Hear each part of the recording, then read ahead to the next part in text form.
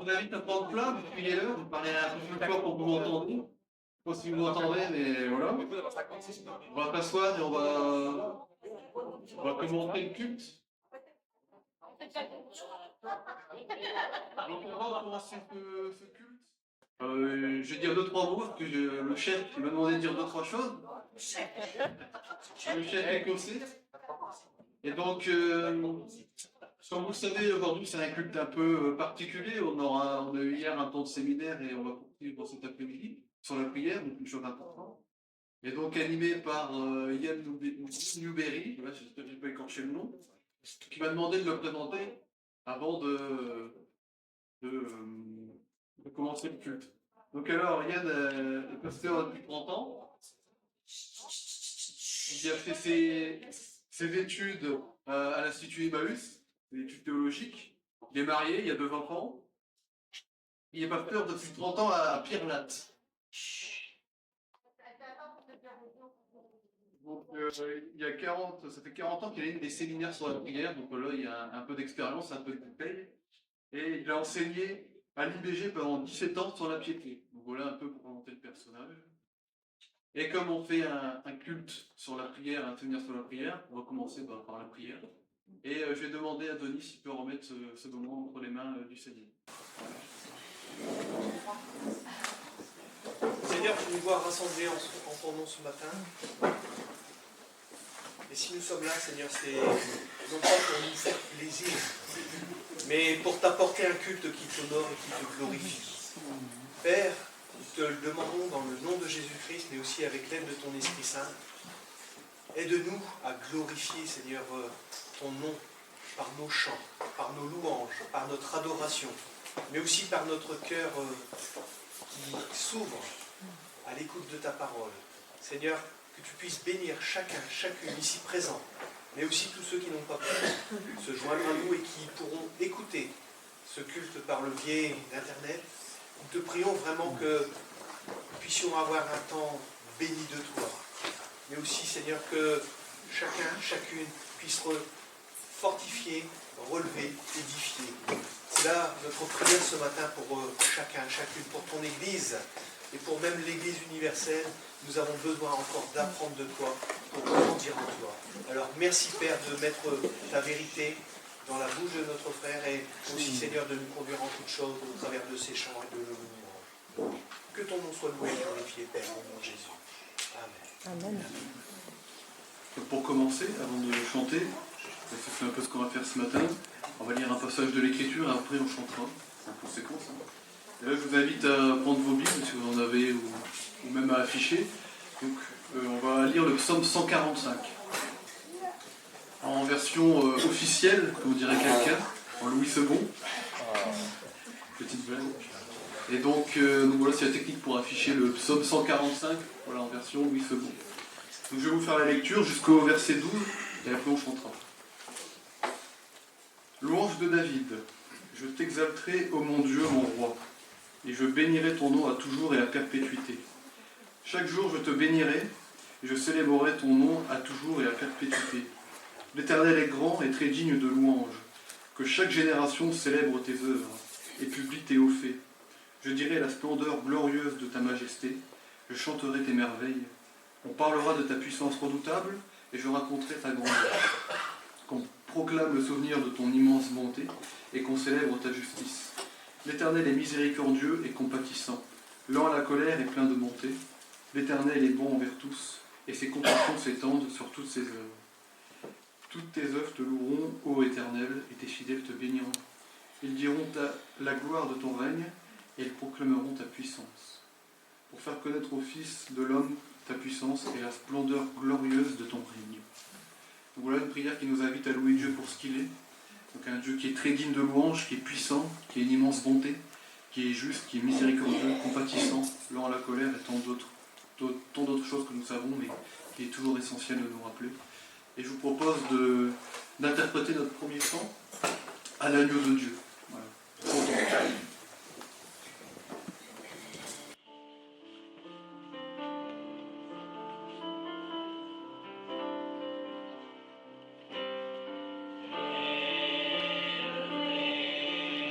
À la gloire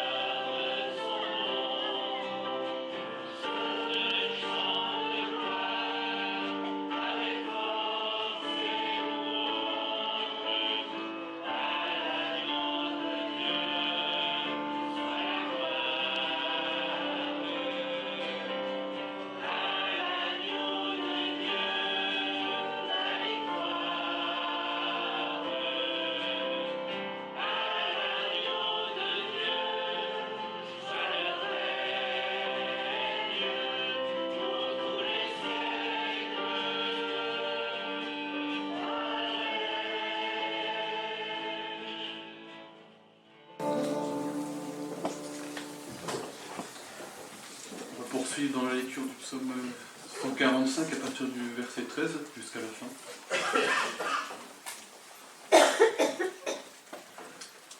Ton règne est un règne de tous les siècles, et ta domination subsiste dans tous les âges. L'Éternel soutient tous ceux qui tombent, et il redresse tous ceux qui sont courbés. Les yeux de tous espèrent en toi, et tu leur donnes la nourriture en son temps. Tu ouvres ta main et tu rassasies à souhait tout ce qui a vie. L'Éternel est juste dans toutes ses voies, et miséricordieux dans toutes ses œuvres. L'Éternel est près de tous ceux qui l'invoquent, avec sincérité. Il accomplit les désirs de ceux qui le craignent, il entend leurs cris et il les sauve.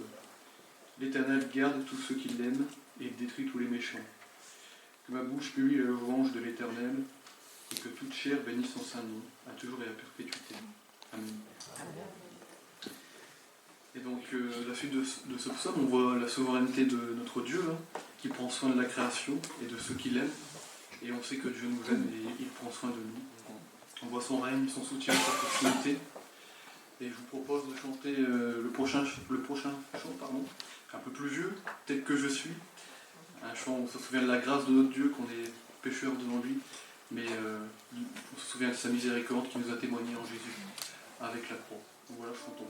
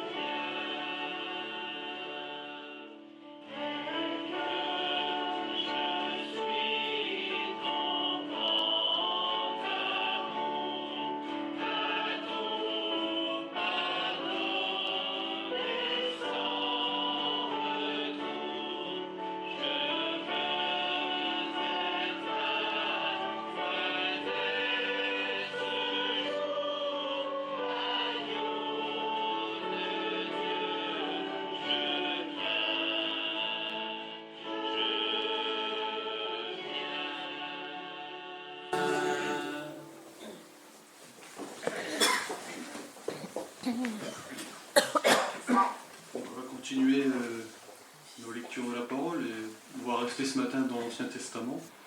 Et je vous invite à prendre le livre du prophète Jérémie, au chapitre 31. Donc rapidement, le livre de Jérémie, donc il nous montre l'idolâtrie du peuple d'Israël et le châtiment qu'il mérite, entre autres l'exil à Babylone. Et au chapitre 30 et 31, on voit que Dieu promet un rétablissement au peuple et bien plus une nouvelle alliance. Et c'est ce qu'on va lire maintenant, cette promesse de nouvelle alliance. C'est un passage bien connu qu'on retrouve en Jérémie 31. Et je vais encore lire en Louis II, donc à partir du verset 31. Donc ça s'affiche et que vous prenez vos livres. Voilà. Donc voici les jours viennent, dit l'Éternel. Oui, je ferai avec la maison d'Israël et la maison de Juda une alliance nouvelle, non comme l'alliance que j'ai traitée avec leur père, le jour où je les ai saisis par la main pour les faire sortir du pays d'Égypte, alliance qu'ils ont violée, quoique je sois leur maître, dit l'Éternel. Mais voici l'alliance que je ferai avec la maison d'Israël. Après ces jours-là, dit l'Éternel, je mettrai ma loi au-dedans d'eux. Je l'écrirai dans leur cœur, et je serai leur Dieu, et ils seront mon peuple. Celui-ci n'enseignera plus son prochain, ni celui-là son frère, en disant « Connaissez l'Éternel, car tous me connaîtront, depuis le plus petit jusqu'au plus grand, dit l'Éternel. Car je pardonnerai leurs iniquités, et je ne me souviendrai plus de leurs péchés. » Fin de la lecture de ce passage. Et nous, ce matin, qui sommes assemblés ici à Petite Sainte, nous sommes les bénéficiaires de cette nouvelle alliance, versée par le sang de Christ.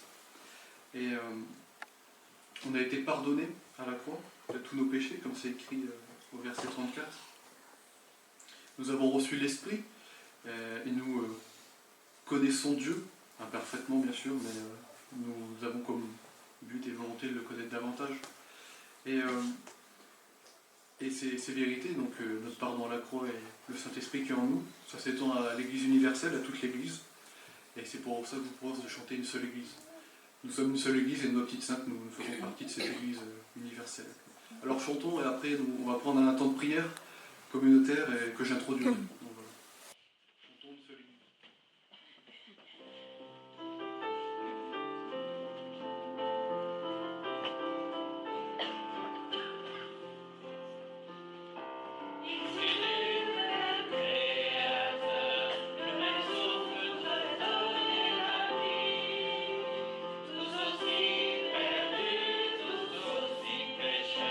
Nous avons eu la chance, il nous attire à lui.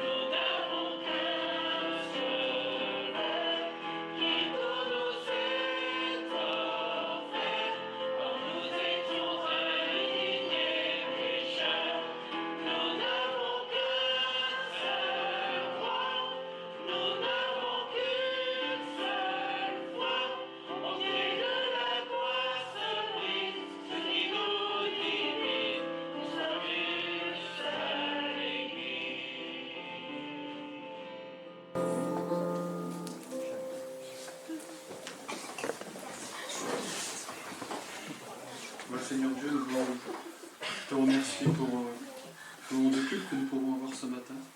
Seigneur, nous pouvons lire ta parole et chanter à ta gloire. Et merci Seigneur de nous avoir réunis tous ce matin dans la sécurité, dans la joie, et que ce culte Seigneur te soit agréable et te rende gloire. On te remercie Seigneur pour aussi cette liberté, c'est vrai, nous sommes une seule église Seigneur, celle que tu as construite, et nous voulons être trouvés fidèles Seigneur et être fidèles à ta parole. Bénis Seigneur la suite de ce culte, ce temps de scène, ce temps de prière, ce temps aussi de prédication, et cet après-midi, ce repas qu'on a ensemble. On te remercie pour toutes tes grâces, Seigneur, que tu nous donnes, Seigneur, et que tu prends soin de nous chaque jour. Merci, Seigneur Jésus, d'être mort à la croix pour nos nombreux péchés, Seigneur. Parce que là où notre péché a abondé, ta grâce a surabondé. Merci, Seigneur Dieu. À toi la gloire. Merci.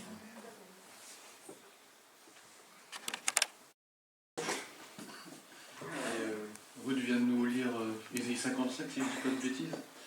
Et en priant, eh bien, on va nous aussi lire, avant ce moment de Sainte Seine, un passage dans le prophète Ésaïe, chapitre 42. Donc du verset. Attendez que je me retrouve, quoi. Du verset 1 au verset 12. Et on va encore lire en 10 secondes. Et donc, ce passage, on l'appelle le premier chant du serviteur. Hein. Il y en a 4. Le plus connu, c'est celui d'Ésaïe 53. Et donc, je vous invite à lire ce moment avant de prendre la Sainte Seine. On va rentrer dans ce moment de la Sainte Seine qu'Alex va introduire dedans. On vous fait la lecture. Voici mon serviteur que je soutiendrai, mon élu en qui mon âme prend plaisir. J'ai mis mon esprit sur lui. Il annoncera la justice aux nations. Il ne criera point, il n'élèvera point la voix, et ne la fera point entendre dans les rues. Il ne brisera point le roseau cassé, et il n'éteindra point la mèche qui brûle encore. Il annoncera la justice selon la vérité. Il ne se découragera point et ne se relâchera point, jusqu'à ce qu'il ait établi la justice sur la terre, et que les îles espèrent en sa gloire. Ainsi parle Dieu, l'Éternel, qui a créé les cieux et qui les a déployés, qui a étendu la terre et ses productions, qui a donné la respiration à ceux qui la peuplent, et le souffle à ceux qui y marchent. Moi, l'Éternel, je t'ai appelé pour le salut, et je te prendrai par la main, je te garderai, et je t'établirai pour traiter alliance avec le peuple, pour être la lumière des nations, pour ouvrir les yeux des aveugles, pour faire sortir de prison de captifs et de leurs cachots ceux qui habitent dans les ténèbres. Je suis l'Éternel, c'est là mon nom, et je ne donnerai pas ma gloire à un autre, ni mon honneur aux idoles. Voici les premières choses se sont accomplies, et je vous en annonce de nouvelles. Avant qu'elles arrivent, je vous l'ai prédit. Chantez à l'Éternel un cantique nouveau.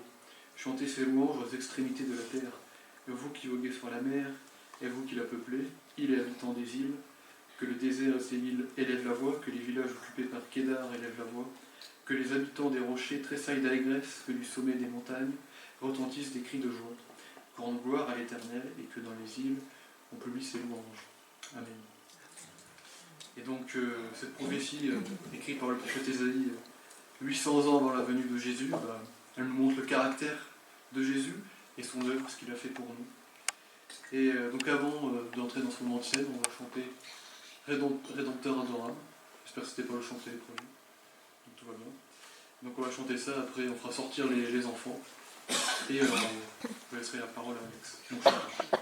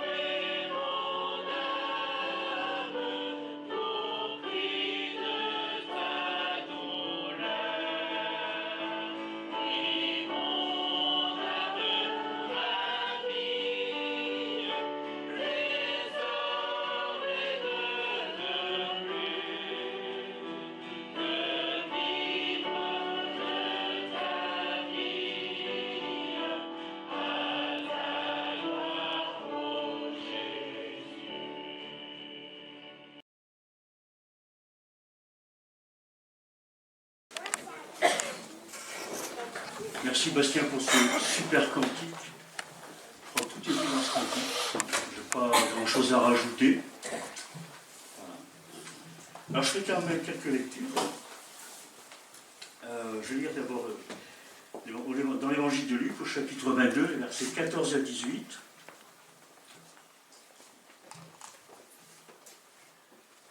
Dans la version seconde. Voilà. C'est la version officielle. L'heure étant venue, il se mit à table, et les apôtres avec lui. Il leur dit, « J'ai désiré vivement manger cette Pâque avec vous, avant de souffrir. Car je vous le dis, je ne la mangerai plus jusqu'à ce qu'elle soit accomplie dans le royaume de Dieu. » Et ayant pris une coupe et rendu grâce, il dit, « Prenez cette coupe et distribuez-la entre vous. Car je vous le dis, je ne boirai plus désormais du fruit de la vigne jusqu'à ce que le royaume de Dieu soit venu. » Ensuite, il prit du pain. Oui, c'est ça, ouais. Excusez-moi, je vais rester là midi. Enfin, bref. Ensuite, il prit du pain, et après avoir rendu grâce, il le rompit en leur donnant, en disant, « Ceci est mon corps, qui est donné pour vous. Faites ceci en mémoire de moi. » Il prit de même la coupe, après le souper, et la leur donna, en disant, « Cette coupe est la nouvelle alliance en mon sang qui est répandue pour vous. » Voilà. Bastien nous a parlé de la nouvelle alliance, déjà, dans Jérémie. Donc moi je vais aller voir un peu différemment. C'était la dernière fois que Jésus partageait le repas de la Pâque juive. Cette fête avait une grande importance pour les Hébreux. Elle rappelait et symbolisait leur libération des années d'esclavage en Égypte. Le peuple avait été épargné de la mort grâce au sacrifice d'un agneau sans défaut. Je crois que beaucoup d'entre nous connaissent tout cela. C'est que, comme nous le raconte le livre de l'Exode au chapitre 12. C'est justement ce qui nous parle de la 10e paix d'Égypte. Voilà, pour se remémorer les choses. Alors cette commémoration était fêtée chaque année. Jésus avait déjà certainement célébré le repas avec les siens, et peut-être aussi avec ses disciples. Mais ce repas-là avait un sens particulier, car il annonçait son propre sacrifice. Au travers de ce repas, il se présente comme le véritable agneau, offert pour le salut de tous ceux qui mettraient leur confiance en lui pour recevoir le pardon de leurs péchés. Qui nous a été rappelé plusieurs fois ce matin par les cantiques et par l'introduction de Bastien. Et c'est lors de ce dernier repas qu'il instaure ce que nous avons coutume d'appeler la scène, l'Eucharistie, n'est-ce pas, ou le repas du Seigneur. La Pâque, telle que célébrée par les Hébreux, n'a plus raison d'être, n'est-ce pas? Car maintenant, le royaume de Dieu a été inauguré et Jésus en est le sujet de l'adoration. Alors, la prochaine fois que Jésus prendra ce repas, ce sera en présence de tous ses disciples dans le royaume de Dieu. Et je vais vous lire ça dans Apocalypse chapitre 19, les versets 6 à 9.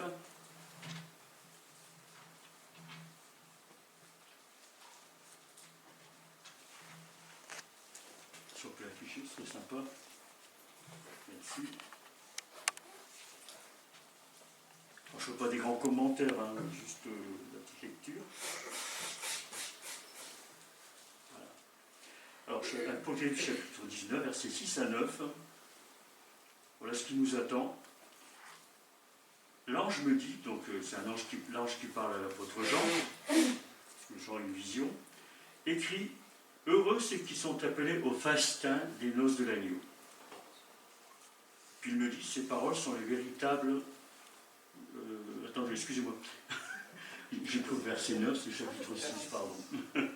J'entendis comme la voix d'une foule nombreuse, comme un bruit de grosses eaux et comme un bruit de forts coups de tonnerre, disant « Alléluia ! Car le Seigneur notre Dieu Tout-Puissant est entré dans son règne.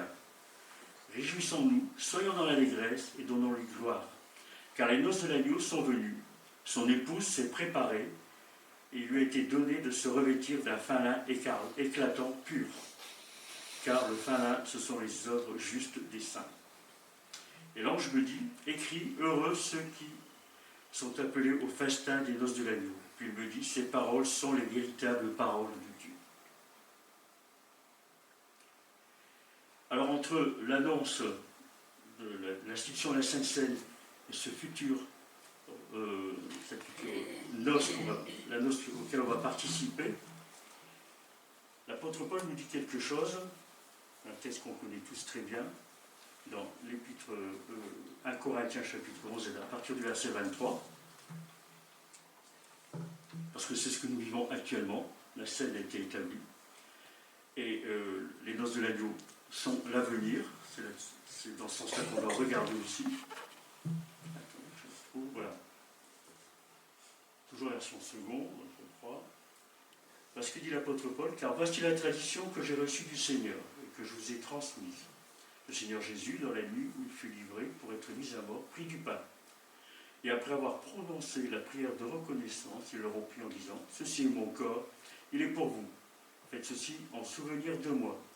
De même, après le repas, il prit la coupe et dit, cette coupe est la nouvelle alliance, dont on a parlé tout à l'heure, scellée de mon sang. Faites ceci toutes les fois que vous en boirez et en souvenir de moi. Donc, chaque jour que vous mangez de ce pain et que vous buvez de cette coupe, nous sommes dans cette phase intermédiaire entre l'institution de la Sainte Seine et le futur royaume de Dieu dans lequel on est attendu. Chaque fois que vous mangez ce pain et que vous buvez de cette coupe, vous annoncez la mort du Seigneur, et ceci jusqu'à son retour. C'est pourquoi, quiconque mangerait le pain ou boirait de la coupe du Seigneur d'une manière indigne se rendrait coupable envers le corps et le sang du Seigneur. Nous sommes exhortés à faire un bilan de nos vies régulièrement, avant de prendre la coupe, mais chaque jour aussi, bien sûr, que chacun donc s'examine sérieusement lui-même, et qu'alors il mange de ce pain et boit de cette coupe. Car celui qui mange et boit sans discerner ce qu'est le corps se condamne lui-même en mangeant et en buvant ainsi. Alors nous sommes dans cette phase intermédiaire, où on doit apprendre à marcher avec le Seigneur, dans la pureté, dans la sainteté, dans la vérité, au quotidien. Donc tout a été dit, j'en dirai pas plus. Donc à mon frère Gabriel de s'approcher, on va partager.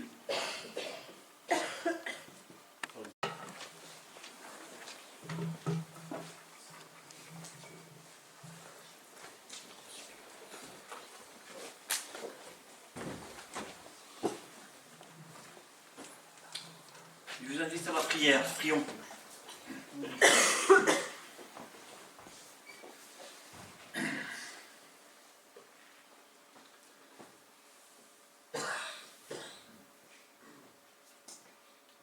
Ô Dieu notre Père,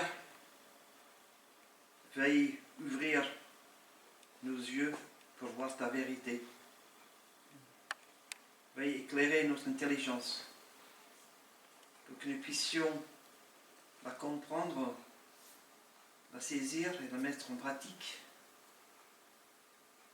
Veuille travailler nos cœurs pour que la semence de ta parole trouve un terrain fertile, riche et fécond, et que cette semence puisse prendre racine et porte du fruit aujourd'hui, cette semaine et pendant toute notre vie. Donne-nous, Seigneur, de recevoir ta parole avec simplicité, avec humilité, avec foi. Et tout cela nous demandons dans le nom de Jésus. Amen. Amen. Voilà. Notre thème ce matin, c'est l'encouragement. Pourquoi? Parce que j'ai besoin d'être encouragé. Voilà. Je prêche à moi-même. Donc, vous allez voir que, attention, le découragement peut nuire à votre santé. Ça, vous le savez très bien.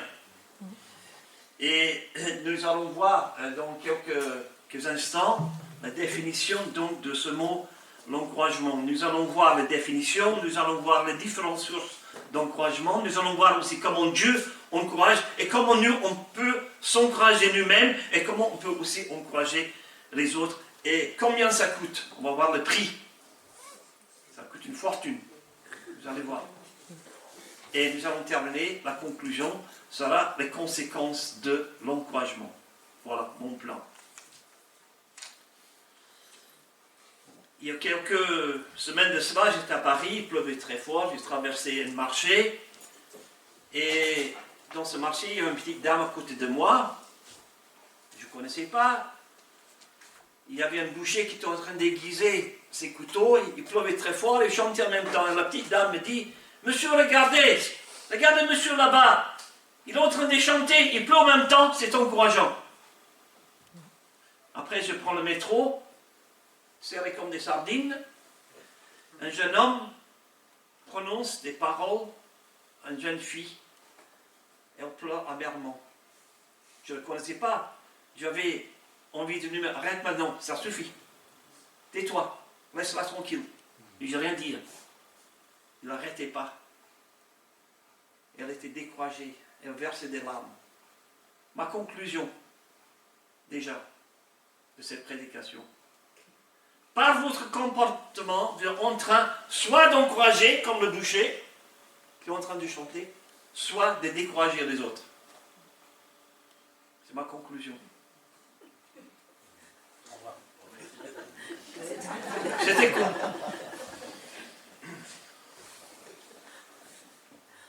Pendant toute notre vie, à toutes les étapes, nous avons besoin d'être encouragés, n'est-ce pas? Le bébé a besoin de la présence, de l'affection, de la nourriture de sa mère.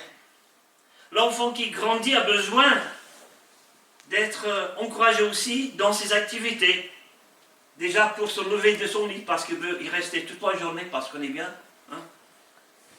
Pour aller à l'école, faire ses devoirs, ranger sa chambre, manger de manière équilibrée, à des heures régulières. L'adolescent, il a besoin aussi d'être mis en valeur pour ses dons, ses capacités. Pour ses études, pour le sport, pour être encadré, encouragé, de ne pas trop regarder sur Internet, de fréquentation. Heureusement, les parents sont là pour l'encourager. L'adulte aussi, n'est-ce pas? Chacun d'entre nous. On a besoin d'être encouragé au travail, d'être mis en valeur. À la maison, à l'église, et c'est pourquoi vous êtes venus ce matin, c'est pourquoi je suis venu aussi, depuis Montpellier, c'est pour être encouragé. Mais c'est un combat, l'encouragement, parce qu'il y a aussi des sources de découragement. Je ne vais pas trop m'arrêter, mais vous connaissez mieux que moi les pressions de la vie, le travail, le stress, le burn-out, comme on dit aujourd'hui, des relations brisées, des conflits, les désirs non comblés, le rejet, l'échec, une mauvaise image de soi, la fatigue, l'épuisement, la maladie. Nous connaissons tout ça. Donc, ce qui est formidable, c'est que la Bible nous donne plein d'encouragements et elle parle aussi des gens qui étaient découragés. Hein? C'est dans le psaume 73, l'auteur était découragé parce qu'il voyait le bonheur des méchants, la souffrance, l'accroissement des riches. Et la difficulté fut grande à ses yeux, il ne comprend pas pourquoi Dieu est permis ça. Et aussi pour nous, des choses qu'on ne comprend pas, qu'on ne saisit pas. Et puis, lorsque nous regardons l'Ancien Testament, nous voyons des personnages qui étaient découragés. Moïse, qui dit à Dieu, dans sa prière, c'est pas très orthodoxe, mais il le dit quand même, je ne peux pas à moi seul porter ce peuple pénible, c'est trop pesant pour moi. Tue-moi, reprends ma vie. Il est complètement au bout du rouleau. Élie, vous connaissez cet homme formidable qui a fait descendre par la prière le feu sur le sacrifice. Et à un autre moment, il va faire descendre donc la pluie au moment de sécheresse. Un homme extraordinaire qui a fait des exploits pour Dieu. Et puis voilà, dans 1 roi 19, il est vraiment au fond du gouffre. Il n'en peut plus. Il va descendre au fond du gouffre. Il dit, c'est dans le verset 4, c'est trop pour moi maintenant, l'Éternel prend ma vie. Je ne suis pas meilleur que mes pères, reprends ma vie. Job, il dit la même chose, mon âme est dégoûtée de la vie. Il dit, mon âme est abattue. Et lorsqu'on traverse l'Ancien Testament, on arrive dans le Nouveau Testament. Et j'ai une bonne nouvelle pour vous. que Jésus, il est passé par là. Jésus est passé par là. Parce qu'à un certain moment, les disciples vont l'abandonner. Ils vont cesser de l'accompagner. Et puis, Marc 14, 33, Jésus est envahi par la crainte, l'angoisse qui le saisit. Il prie avec ses disciples et dit dans le texte, je suis accablé de tristesse à mourir, je vais mourir, c'est Jésus qui dit. Jésus, il est passé par le découragement.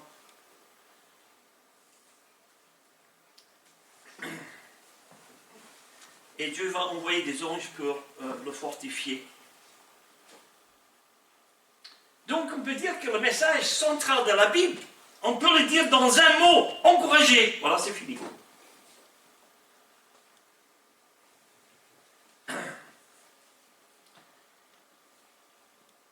Ce que nous voyons, ce n'est pas Dieu qui vient vers l'homme, mais ce n'est pas l'homme qui va vers Dieu, mais c'est Dieu qui vient vers l'homme. C'est ça la bonne nouvelle pour nous. C'est Dieu qui s'incarne, Dieu qui descend dans la personne de Jésus, pas seulement pour le rencontrer, pas seulement pour lui parler, pas seulement pour le comprendre, mais pour compatir, parce que Jésus, il est passé par là. Tu passes par l'épreuve, tu passes par le découragement, Jésus est passé par là. Vous n'êtes pas encouragé de savoir ça? Jésus, il est passé par là. Et j'ai compté dans la Bible, ça revient 120 fois. Ne crains pas, je suis ton bouclier. Ne crains pas, je suis avec toi. Ne crains pas les gens du pays. Ne crains pas. Et Jésus, il va dire aussi, ne crains pas.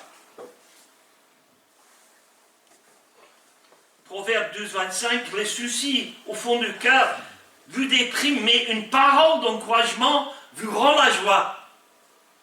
Une parole d'encouragement vous rend la joie. Il y a, je ne sais pas si vous connaissez le philosophe Nietzsche, ce n'est pas un chrétien, mais son père était pasteur. Il dit, je croirai en Dieu lorsque je vois les chrétiens qui auront des têtes de ressuscités. C'est pas mal ça. Alors, est-ce que vous avez une tête de ressuscité? Ou est-ce que vous avez une tête de mort? Je ne sais pas. Et quelqu'un d'autre dit, on n'est pas responsable pour la tête qu'on a, mais on est responsable pour la tête que l'on fait.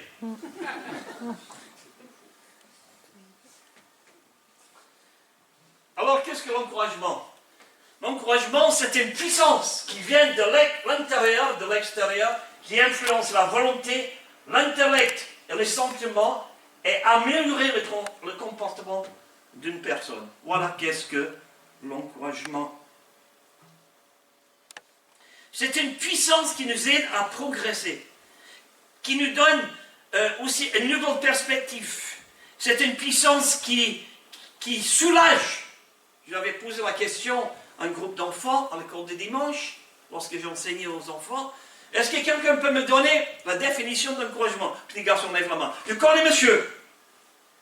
C'est quoi alors? Il dit, mon papa vient d'acheter un nouveau lave-vaisselle. Attends, je dis, tu n'as pas compris ma question. Je vais redire. Qu'est-ce que l'encouragement? Il dit, mais c'est bien ça. Je dis, pourquoi? Parce qu'on est tous soulagés.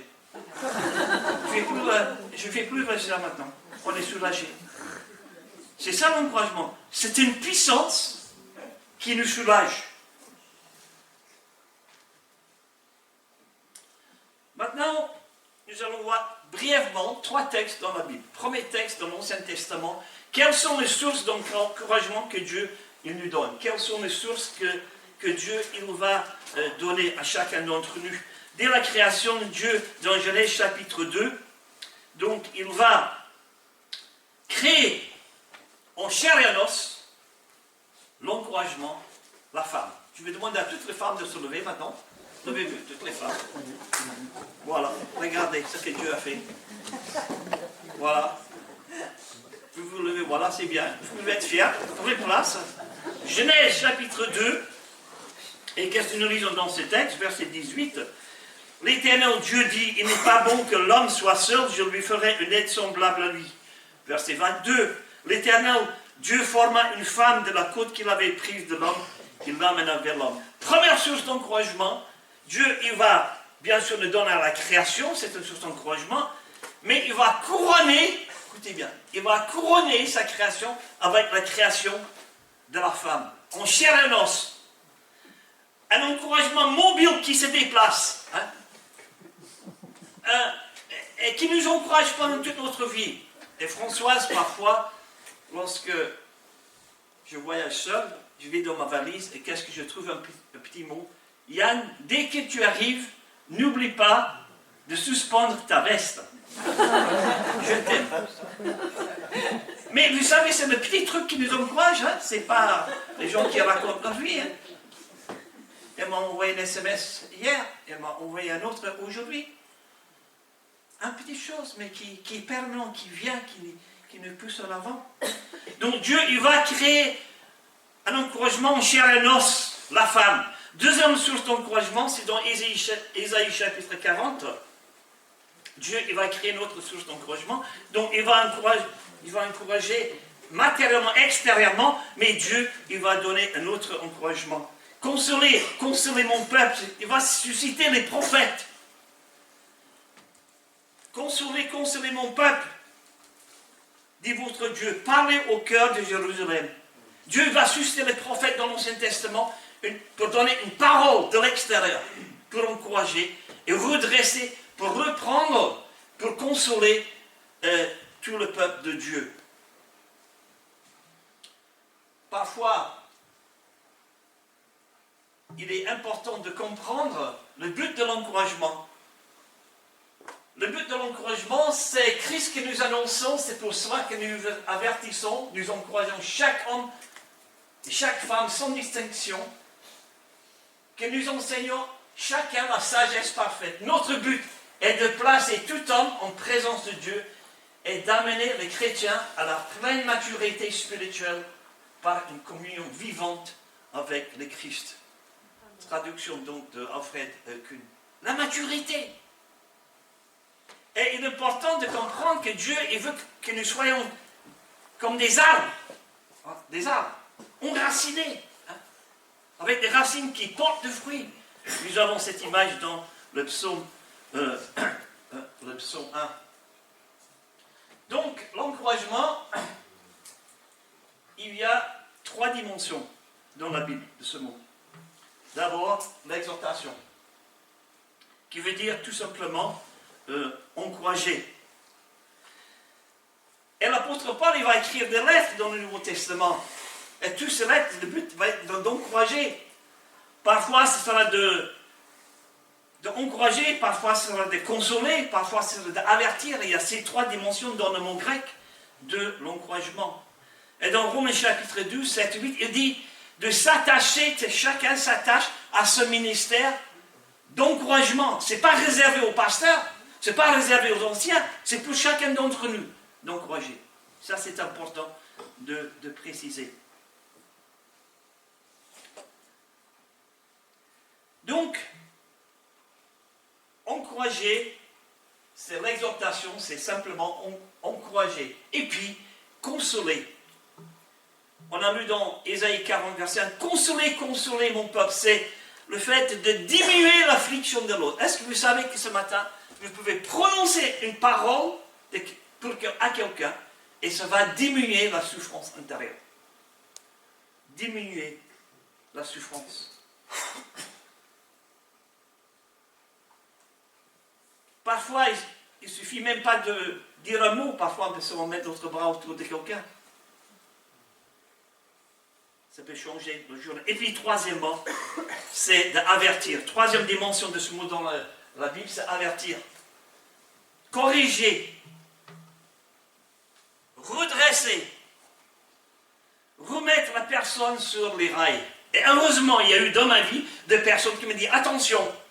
Ils m'ont dit une parole, ils m'ont remis sur les rails. Mike Evans, par exemple, que certaines personnes connaissent, c'était mon chef, hein, quand j'étais opération mobilisation pendant 4 ans.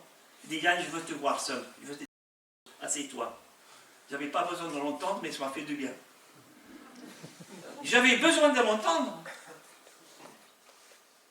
Et nous avons besoin parfois de l'entendre quelque chose. Une fois, ma soeur, elle fréquentait un non-chrétien, était engagée dans l'église, elle fréquentait un non-chrétien, et je lui ai pris à part dans la chambre, je dis, attention, Wilma, attention à tes fréquentations. Et j'ai pris ma Bible, je dis, est-ce que cette personne, elle est chrétienne? Elle dit, je ne sais pas. Et puis après un certain temps, elle a arrêté cette fréquentation. Elle s'est mariée avec un chrétien par la suite. C'est une parole d'encouragement, d'avertissement. Et nous avons tous besoin d'une parole d'encouragement et aussi d'être repris parfois. Donc les 3 mots dans la Bible. Donc exhorter, consoler, instruire l'autre. Instruire l'autre.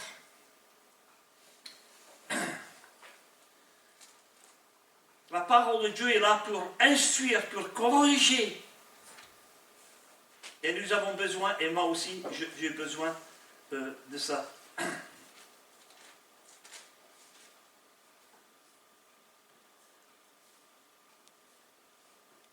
Prêche la parole, insiste en toute occasion. C'est 2 Timothée 4, 2.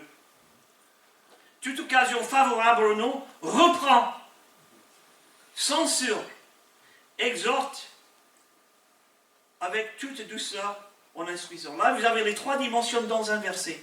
C'est très intéressant. Les 3 dimensions de l'encouragement. Alors, quelles sont les sources d'encouragement? C'est ça qui nous intéresse ce matin. Dieu lui-même, première source d'encouragement. C'est David qui dit dans 1 Samuel 30, verset 6, je ne vais pas lire tout le texte. Dans ce texte, David est passé par une expérience terrible de découragement. Il a perdu une bataille, une défaite cuisante, sa ville est brûlée, sa famille est emmenée captive. Il n'a plus de force pour pleurer, il est dit dans le texte. Mais il dit dans ce texte, verset 6, « Mais je repris courage en m'appuyant sur l'Éternel. » Écoutez bien, n'appuyez pas trop sur les frères et sœurs, hein. Ils vont craquer. Hein. N'appuyez pas sur vos expériences, sur vos projets, sur vos émotions, mais appuyez sur Dieu lui-même. Je veux vous encourager vraiment de vous plonger en Dieu. Et je l'ai dit hier, je dis encore, prier ce n'est pas prendre ce qui est dans la main de Dieu, mais prier c'est prendre la main de Dieu. Et j'aimerais donc vous encourager vraiment de vous plonger en Dieu. Plonger en Dieu.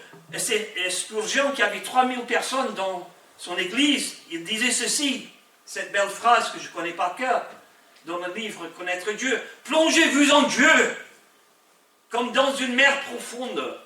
Vous en ressortirez, renouvelés, rafraîchis et pleins de nouvelles vigueurs. Plongez-vous en Dieu, frères et sœurs, dans les attributs de Dieu. J'en ai parlé hier, et je vous encourage de méditer. Et quand je fais mon jogging, même ce matin, quand j'étais sur la plage, je répétais dans ma tête 144 attributs de Dieu dans l'ordre alphabétique. Je ne peux pas vous le donner maintenant parce qu'ils sont dans mon livre que vous allez acheter après ma prédication. N'est-ce pas? Il ne reste que 2, je pense. Hein. Mais de mémoriser, de meubler votre esprit avec la parole, avec la personne de Dieu. C'est ça que le diable ne peut pas supporter. C'est la personne de Dieu, c'est l'œuvre de Jésus. Car derrière l'œuvre, derrière le nom de Jésus, il y a la puissance, la victoire et l'autorité. Donc Dieu lui-même. Plongez-vous en Dieu. Deuxième source, c'est la vérité. Vous connaîtrez la vérité et la vérité vous affranchira. Jean 8, verset 32. Le mensonge nous plonge dans le désarroi, la confusion, mais la vérité nous affranchit, nous libère. Il y a une puissance libératrice dans la vérité. Je vous donne une petite idée, ça. Ici, vous avez la vérité. À côté, vous avez un autre pilier, c'est l'expérience. Le danger, attention, c'est de réduire la vérité au niveau de l'expérience. Et vous savez que ce petit schéma que j'ai appris quand j'étais avec OM a transformé ma vie chrétienne. Parce que souvent, il y a le doute, il y a l'incrédulité, c'est vrai. Et puis, ce qu'il faut faire, c'est élever l'expérience au niveau de la vérité. C'est bien, non? Moi, je trouve que c'est merveilleux. Au lieu d'abaisser la vérité au niveau de l'expérience, il nous faut élever l'expérience au niveau de la vérité. Deuxième source d'encouragement, la vérité. Première source, Dieu lui-même. Troisième source, c'est Jésus. Tout ce qu'il a fait, c'est pourquoi on prend la Sainte Seine. Et merci à tous ceux qui ont préparé la Sainte Seine. Jésus, il est ressuscité, il est à droite de Dieu, il intercède pour nous. Je l'ai dit hier, lorsqu'on n'arrive plus à prier, lorsqu'on passe par la maladie, le découragement, le burn-out, il faut s'accrocher à cette promesse. Jésus, il est vivant, il intercède pour nous. Alléluia. Amen. Bon, on peut le dire plus fort. Vous n'êtes pas charismatique, mais ce n'est pas grave. On peut dire Alléluia. Alléluia. Voilà, ça va mieux. Ça m'encourage un peu. Les sources de l'encouragement, on continue. Le Saint-Esprit, il sera avec vous et il demeure en vous. C'est Jean chapitre 14. Et j'aimerais vous faire remarquer la progression vers l'intimité des différentes sources. D'abord, Dieu, il crée la femme, en chair et os, un encouragement mobile. Après, Dieu, il va donner les prophètes qui vont prononcer les paroles de l'extérieur vers l'homme. Et puis, troisième source, ça devient de plus en plus intime et de plus en plus fort. C'est dans Jean chapitre 14, il est dit ceci, vous connaissez peut-être par cœur. Et le Saint-Esprit, je vais le dire, Jean 14, je vais le dire. C'est Jésus qui dit, et moi, je prierai le Père, il vous donnerai un autre consolateur, afin qu'il demeure éternellement avec vous. Éternellement avec vous. L'esprit de vérité que le monde ne peut recevoir parce qu'il ne connaît point, il ne voit point, il ne connaît point, mais vous le connaissez. Il sera avec vous, il sera en vous, à l'intérieur de vous. Une puissance. Et le comble, Jésus, il est dit un peu plus loin, c'est dans le chapitre 16, verset 33. Jésus dit, prenez courage. C'est Jean chapitre 16, verset 33. Prenez courage. Vous aurez des tribulations dans le monde. Prenez courage. J'ai vaincu le monde. Et on peut ajouter, Jésus, il a vaincu le diable, il a vaincu le péché et la mort à la croix.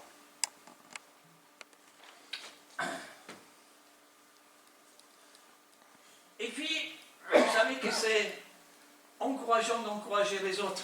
C'est pourquoi on vient de l'église, parce qu'on a besoin d'être encouragé. Vous savez que les chrétiens sont comme des arbres. Est-ce que vous avez remarqué? Il y a deux types d'arbres, en gros. Il y a des arbres qui poussent seuls dans un champ, hein, qui sont droits. Les pins, par exemple. Ou vous avez des arbres qui poussent donc tout seuls dans un champ. Ou bien vous avez des arbres qui poussent avec les autres dans une forêt. Vous avez remarqué que les pins, par exemple, ils sont droits. Pourquoi? Pourquoi ils sont droits? Parce qu'ils cherchent la lumière en haut. Hein? Et les autres sont à côté, ils ne peuvent pas trop bouger. Hein? Et nous, les chrétiens, et puis des chrétiens, d'autres chrétiens, parfois, ils sont comme des arbres qui sont seuls dans un champ. Vous avez vu, comme ils sont droits, ils sont tordus. Hein? Des chrétiens qui sont tordus. Parce qu'ils ont toute la vérité, ils savent tout. Ils n'ont pas besoin des autres. Mais Dieu nous a placés dans une église, les uns à côté des autres, pour que nous puissions être des arbres solides, robustes, et sur lesquels on peut compter. Moi, j'étais charpentier et menuisier, donc je sais de quoi je parle. Hein. Lorsque vous avez du bois qui est tordu, qui pousse seul dans un champ, même si vous avez une bonne connaissance, des bons outils, on ne peut rien faire avec ces arbres. Et Dieu nous a placés dans une église pour que nous puissions apprendre et grandir les uns avec les autres. Être soi-même un encouragement pour les autres. Je me souviens, une fois j'ai passé à Paris, et j'ai décidé d'aller visiter une famille qui était pauvre. Ils avaient beaucoup d'enfants. Je ne vais pas mentionner le nom de cette personne parce que vous le connaissez, certains d'entre vous. Et je suis allé dans une... J'ai téléphoné, dit, je vais venir chez vous pour manger. Mais j'apporte tout. Alors je suis allé dans un supermarché, j'ai acheté tout ce que j'aime. Je dis, c'est moi qui vais faire le repas. Enfin, j'avais acheté des plats déjà cuits, hein. Vous avez compris. Et puis j'arrivais chez eux. Et qu'est-ce qu'on a bien mangé? Qu'est-ce qu'on a rigolé? On a rencontré des expériences. Et vous savez quoi? Quand je suis reparti, j'étais gonflé à bloc. Pourquoi? C'est encourageant d'encourager. Combien ça coûte? Ça coûte la transparence. C'est difficile d'être honnête avec les autres parfois. De dire voilà, je suis découragé. Prie pour moi. J'étais chez un frère la semaine dernière, je suis allé le voir pour le visiter. Et je pense qu'il va m'encourager. Il a pris mes mains et dit prie pour moi, Yann. Il dit je suis découragé. J'en peux plus. C'est un pasteur. Il dit j'en peux plus. Être honnête avec les autres. Parfois on fait des erreurs. Hein. Ça vous arrive de faire des erreurs. Hein. Mais on ne dit pas trop aux autres. Hein. Et mon beau-frère, il faisait des études de médecine. Et chaque fois, quand j'allais chez lui, il dit Yann, je vais te montrer quelque chose. Je vais t'expliquer comment il fonctionne ton cerveau. Parce qu'à l'université, on nous a fait des schémas formidables. Alors il prend une feuille de papier blanche, il commence à faire des dessins très compliqués avec des mots. Je ne sais pas si vous comprenez ce qu'il disait. Et puis il me dit, est-ce que tu as compris? Je dis non. Il dit, ben, je recommence, je prends notre feuille. Tu m'écoutes bien. Alors, j'ai rien compris, hein. Enfin bref. Il dit, oui, c'est ça. Une semaine après, il dit, écoute, Yann, viens chez moi parce que j'ai cassé une vitre dans ma maison, une très grande vitre, et tu viendras le remplacer. Tu arrives avec les outils. Je dis, je vais faire une condition, c'est que tu m'écoutes bien, parce que j'apporte des feuilles de papier. J'avais 3 feuilles, je dis, je vais t'expliquer avant de commencer comment il faut faire. Hein, parce que c'est très délicat, il ne faut pas se tromper quand tu mesures, etc. Et voilà, et je passe un peu la pommade, hein, vous avez compris, hein, je fais ma revanche, qu'est-ce que j'étais content. Et puis à la fin, je dis, on va chercher la vitre. Alors c'est une grande vitre comme ça, et puis c'était à Glasgow, il y avait beaucoup de circulation. Et puis il me suivait comme un petit chien. Il dit, je vais porter la vitre. Je dis, non, écoute, moi c'est le professionnel. Écoute ce que je t'ai dit, la prochaine fois tu feras toi-même. Hein. Tu me suis. Alors je marchais dans la rue, hein, je traversais la rue. Il me suivait comme un petit chien, j'étais content. Hein. Et qu'est-ce qui se passe? Quand j'arrive chez lui, on monte les escaliers. Je prépare tout. Je dis, écoute, bon, je faisais la démonstration, des commentaires. Je prends la vitre, et c'est passé de l'autre côté. Mais c'est pas trop, hein. C'était trop petit. Non mais arrêtez de rigoler s'il vous plaît. C'était catastrophique. Vous êtes content, hein? De quoi vous rigolez comme ça? J'avais pas envie de dire, moi. Je fais des erreurs. Vous êtes content de mes erreurs? Mais arrêtez de rire. Vous voyez ce qui se passe? Lorsque les autres ils vont avouer la faiblesse, ils vont être transparents, honnêtes, ça va nous encourager. Au lieu d'écraser les autres par vos victoires, dites à quelqu'un, eh bien, prie pour moi. Ça va les encourager. Et combien ça coûte aussi? Ça coûte le temps. Le temps, c'est le meilleur cadeau que vous pouvez donner à vos enfants, à vous et à vos petits-enfants. Moi, j'ai consacré du temps à mes enfants. Et aujourd'hui, mon fils est pasteur à Paris, dans une église de 1200 personnes. À Paris, à Ponte-Combo. Le temps. Dieu, n'oublie pas que Dieu a créé la famille avant de créer l'église. Ça, c'est important. C'est Jean Calvin qui dit l'église, la famille, c'est l'église en miniature. Prenez soin de votre famille. La meilleure manière d'évangéliser le monde, c'est par la famille. Combien ça coûte? La transparence, le temps et la larme. Et c'est l'apôtre Paul qui dit en Acte 30, verset verset 31, « Durant 3 ans, je n'ai cessé de vous encourager avec des larmes. » Avec des larmes. Priez aussi pour les responsables de votre église, pour votre pasteur, pour les anciens. Alors, est-ce que l'encouragement, est-ce qu'il y a des conséquences? Nous avons dans Acte 16 une femme, elle s'appelle Lydie, elle est dit dans le texte qu'elle a ouvert sa maison à Philippe. Mais il est dit dans le texte qu'elle a ouvert son cœur. C'est dans Acte 16, versets 14 et 15. Elle va ouvrir son cœur. Non seulement elle ouvre son cœur, mais elle ouvre son foyer. Elle reçoit l'apôtre Paul par l'hospitalité, vous restez chez elle. Et aussi c'est un arme puissant pour encourager les autres. Et ce n'est pas seulement le couple, la famille, même si vous êtes célibataire, vous pouvez inviter les gens chez vous pour un café. Hein. Vous pouvez les inviter au restaurant aussi, hein, si vous avez des sous. Hein. Et dire, ah, mais je suis tout seul, ben, prenez l'initiative aussi pour inviter les autres. Elle va ouvrir son cœur, elle va ouvrir son foyer par l'hospitalité, c'est dans accès, et puis elle va ouvrir la ville à l'évangélisation parce qu'elle va fonder l'église dans cette ville, la ville de Philippe. Et non seulement ça, c'est pas fini. Elle va construire une autoroute qui vient depuis Philippe jusqu'à Dunkerque. C'est l'autoroute de l'encouragement, parce que ça nous apprend. Je termine. Ma conclusion. Je termine avec une histoire. Ça se passe en Angleterre, à Euston Station. C'est la gare qui relie l'Angleterre à l'Écosse. Je connais cette gare, souvent j'ai pris la gare pour rentrer chez moi à Glasgow. Sur mon route, elle le connaît aussi. Et dans cette gare, il y a un petit garçon qui pleure. C'est une histoire vraie que je raconte. Hein. Il pleure, il a perdu son billet pour aller à Glasgow. Mais il y a un gentleman, vous savez ce que ça veut dire, un gentleman? Ça veut dire des gens gentils, hein? Hein? Des Anglais. Je précise, je définis. Et il y a un gentleman qui voit le petit garçon qui pleure, il va vers le petit garçon, il dit, qu'est-ce qu'il y a mon petit? Il va s'intéresser à lui. Comme Jésus, il va quitter le ciel, il va descendre. Il ne reste pas là-haut. Le gentleman, il dit, qu'est-ce qu'il y a mon petit? Il dit, j'ai perdu mon billet de train. Il dit, arrête de pleurer. Je vais te dire quelque chose. Premier point, un amour authentique qui vient de Dieu. Jésus, il descend. Et puis il dit, écoute mon petit garçon, je vais acheter un billet pour toi. Un amour pratique. Il va mettre sa main dans sa poche, il va aller acheter un billet pour le petit garçon. Il dit, mais il y a une condition. Et si jamais toi tu vois un petit garçon, une fille qui pleure dans une gare, est-ce que tu vas aller vers lui? Oui, monsieur.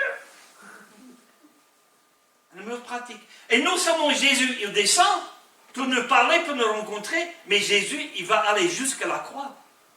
Il va donner son sang pour que nous puissions être sauvés. C'est une démonstration pratique. Vous avez été rachetés à un grand prix par le sang précieux de Jésus. Et troisièmement, c'est révolutionnaire. Parce que le monsieur, il revient vers le petit garçon, il dit, voilà mon petit. Tu te souviens de ce que j'ai dit, hein? Si jamais tu vois quelqu'un d'autre... Oui, monsieur, oui, monsieur. Et la fin de l'histoire, que ce petit garçon, qu'est-ce qu'il va faire pour le reste de sa vie? Il va travailler à Euston Station, il va s'occuper des enfants qui sont perdus. C'est pas beau ça?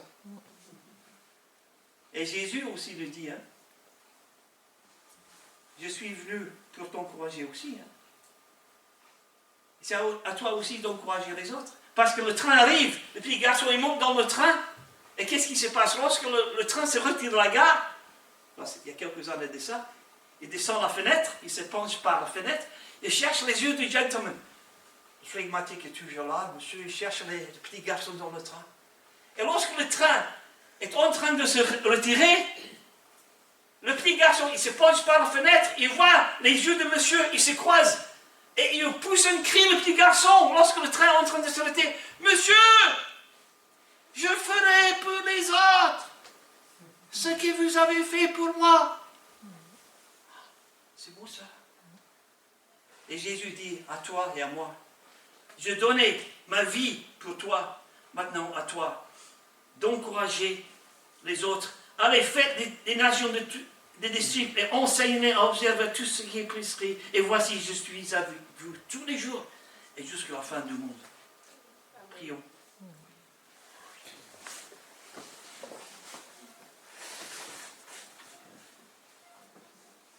Priez pour vous-même. Demandez à Dieu de vous encourager. Demandez à Dieu de mettre le nom de quelqu'un sur votre cœur que vous pouvez encourager. Demandez à Dieu comment est-ce que vous pouvez l'encourager. Quand est-ce que vous pouvez l'encourager pour que Dieu soit glorifié par votre vie.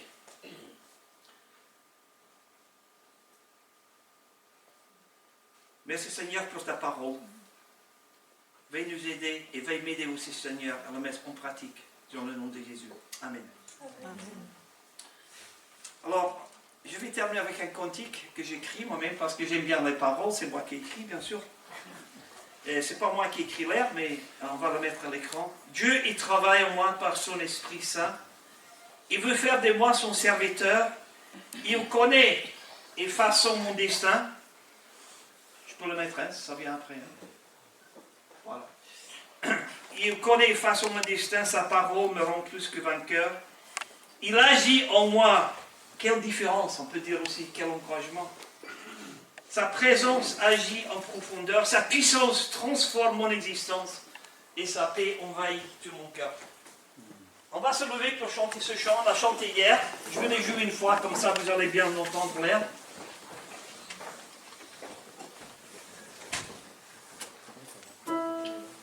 On va chanter une fois en do et puis après en fa. On va chanter deux fois, écoutez bien.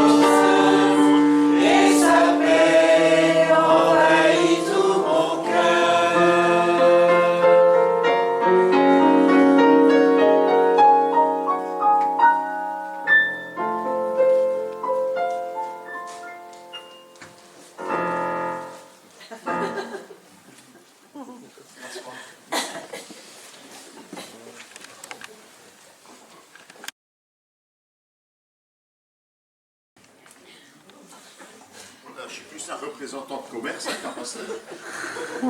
Ce matin, on va d'abord... ah ben non, je vais commencer par ça. Vous allez en sortant avoir deux tables, hein, sur la droite et sur la gauche.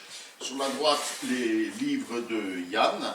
Alors Yann est venu nous enseigner concernant la prière. Il reste encore un livre, hein, un seul et unique. Hein. Il n'y en aura pas pour tout le monde. Précipitez-vous. C'est le contenu du séminaire approfondi. Hein. Yann nous a aussi amené de quoi nous aider, nous encourager, nous stimuler dans la prière. Vous avez là un petit paquet de cartes, on a pu en avoir un aperçu hier, hein, sans citation pour nous encourager dans la prière. Hein. Des fois, on ne sait pas trop comment y aller ou comment... voilà, il y a des moments de sécheresse aussi, et voilà, ces petites cartes sont là pour nous aider. Un autre petit livre, Connaître Dieu pour mieux prier. Réflexion sur les attributs de Dieu accompagnés de prières, hein, aussi pour approfondir notre connaissance de Dieu et la prière. Et puis un best-seller de librairie, hein, on l'a vendu énormément à Onésime, hein, ce livre-là, Le fruit de l'esprit, hein, pour vous aider à progresser. La question est simple derrière hein, connaissez-vous l'amour, la joie, la paix? Voilà comment les acquérir. Hein. Donc un livre utile. Et puis Françoise, hein, l'épouse de Yann, est visiblement très très douée hein, pour faire de très jolies cartes. Et vous en avez de toutes sortes, voilà, derrière, vous pourrez aussi trouver. Et si j'ai compris, ces cartes sont utiles pour financer des Bibles. Hein, Oui, non, des séminaires. des séminaires, voilà, pour les personnes qui ne pourraient pas, comment dirais-je, les financer eux-mêmes. Hein. Voilà, donc à droite, la table de droite. À table de gauche, on a aussi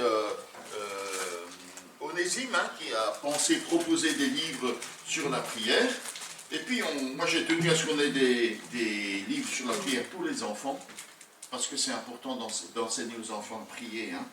Alors j'ai ce livre hein, qui a l'air d'un petit bouton qui est, quand vous enlevez le papier, là il est tout doux. Hein. C'est une prière basée sur le psaume 23, l'Éternel est mon berger. Hein. Jésus dit, je suis le bon berger. Ce psaume 23, il est doux hein, dans le cœur des chrétiens. J'avais un ami juif qui disait, oh le psaume 23 c'est le psaume des chrétiens. Et donc, voilà, d'enseigner à nos enfants aussi combien il est doux hein, de s'approcher de Dieu dans la prière. On a un chant, je ne sais pas s'il est connu, ah, ces doux moments dans la prière, en présence de mon cher Sauveur, sont comme une brise printanière. Hein. Voilà, leur apprendre cette douceur de Dieu dans la vie. Dieu m'entend. Si on s'adresse à Dieu, c'est qu'il nous entend, leur apprendre à faire confiance dans le Seigneur. Hein. Et Yann nous a raconté cette histoire touchante hein, de son garçon qui, à 8 ans, a eu confiance hein, dans la prière qu'il a adressée au Seigneur. Et puis on peut l'expérimenter hein, quand vous êtes découragé et que vous avez vos enfants qui vous disent « Papa, ne t'inquiète pas, j'ai prié et je sais que le Seigneur va répondre. » Ça fait du bien. Hein. Vous pouvez être encouragé par vos enfants, hein, tout pasteur que vous êtes. Ou si vous n'êtes pas pasteur, ça marche aussi. Hein. Papa, maman, ne t'inquiète pas. J'ai demandé au Seigneur, il va répondre. Ça fait du bien. Des livres, voilà. Méditer et prier avec les psaumes. Alors on a plusieurs livres hein, qui nous invitent à nous appuyer sur l'écriture pour prier. Hein. Et c'est un conseil que à peu près tous ceux qui s'intéressent à la prière nous donnent. Hein. Prenez l'écriture, appuyez-vous sur l'écriture pour vous adresser à Dieu. Et donc on a plusieurs livres hein, qui sont comme ça. Un livre de James Packer, hein, qui est connu, tu as fait référence tout à l'heure, hein, Connaître Dieu. Trouver sa voie du devoir au plaisir dans la prière. On croit souvent prier, c'est un truc bon, il faut prier, quoi. C'est une obligation, c'est un truc nécessaire, c'est obligatoire, sinon soit on n'est pas un bon chrétien, soit... Mais Packer nous propose que la prière est un plaisir. C'est une rencontre avec le Père, et comme je disais tout à l'heure, c'est un moment plein de douceur, hein. Un livre tout doux, voilà, pour les parents. Hein. Voilà, James Packer nous propose de franchir cette étape, hein, de comprendre que ce moment d'intimité avec Dieu est un moment de plaisir. Et puis, voilà, on ne l'a pas abordé durant ce séminaire, hein, mais tu as fait référence plusieurs fois aux jeunes, hein, qui peut accompagner la prière, et donc aussi écrit par quelqu'un qui fait référence à John Piper, nourrir notre faim de Dieu par le jeûne et la prière. Parce que finalement, prier, c'est chercher Dieu. C'est vouloir être dans sa présence. Et voilà. Donc c'est quelques livres, il y en a d'autres. Hein. Voilà, c'est juste un petit aperçu. N'hésitez pas. À gauche, Onésime, à droite, Yann. Ne repartez pas sans avoir un support, un encouragement dans la prière. Hein. Voilà. Alors on va poursuivre cette journée. On va avoir tout à l'heure, on va manger ensemble. Hein. Et puis on va poursuivre. Prier, c'est passionnant. on démarre à 14 heures, hein, contrairement à ce qui est dit sur la publicité, hein, comme on dit maintenant. Yann a un impératif horaire, hein, et son train partira sans lui s'il n'y est pas. Et Françoise ne sera pas contente. Donc, on va démarrer à 14 heures pour qu'on puisse clôturer aux alentours de 16 heures. Et croyez-moi, il sera à l'heure, il veut prendre son train. 14 à 16 heures, hein, après le repas qu'on aura en commun. Voilà, ne ratez pas ça, hein, profitez-en, voilà, de cet encouragement à la prière. Prier, c'est passionnant. Cette semaine, matinée ménage. Super, mardi 10h15. Tous ceux qui ont un bac plus 7 pour manier le balai. Non, chaque frère, chaque sœur est invité, hein, pour cette matinée ménage, n'hésitez pas. Rencontre des anciens le soir à 18h15 en visio, hein, voilà. Donc les anciens se réunissent. Si vous avez quelque chose à leur dire ou à leur soumettre, n'hésitez pas à nous approcher d'un des anciens pour qu'on puisse en parler dès ce mardi soir. Mercredi, notre dernier psaume démonté. Bienvenue à toutes et à tous. Et il est court et on a décidé ensemble, hein, ceux qui étaient présents, de démarrer l'épître aux Colossiens. C'est ça, j'ai bien retenu? Oui. Oui. Épître aux Colossiens, donc on va faire le tout dernier psaume démonté, hein, 134 si je ne m'abuse. C'est un psaume qui est court. Et puis ensuite on va commencer à s'intéresser, et on s'intéressera les mercredis suivants, enfin tous les 15 jours, à l'épître de Paul aux Colossiens, de l'apôtre Paul.